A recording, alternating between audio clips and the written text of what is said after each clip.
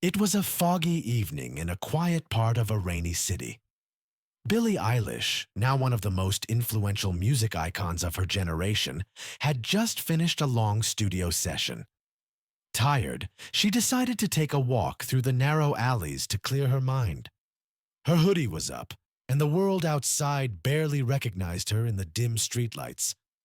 As she passed by an old bookstore with a cracked window and a closed sign, she heard something strange, soft, haunting notes echoing through the damp air.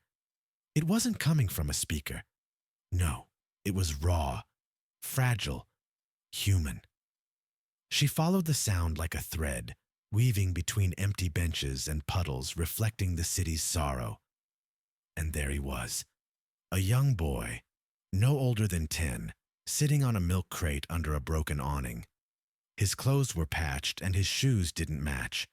In his hands, a dusty old music box. Not a modern one, but a handmade wooden box with iron-wound gears and a crank that squeaked with every turn. The melody was unlike anything Billy had ever heard. It was sad, yes, but it also whispered of hope, of a world still waiting to be understood. She stood silently, letting the music wrap around her. When the boy stopped playing, he looked up, surprised, maybe even a bit afraid. He didn't know who she was. "That song," Billy said, kneeling beside him. "Where did you learn it?" He shrugged. "It just came out." They talked. She learned that he had been homeless for a year, living with his sister in shelters, and the music box had been his mother's, the only thing they'd saved from the fire. Moved beyond words, Billy asked if he'd be willing to share his song. A few weeks later, that very melody, raw and unchanged, was featured as the opening track to her new album, credited to A Boy with a Music Box. It became a global sensation.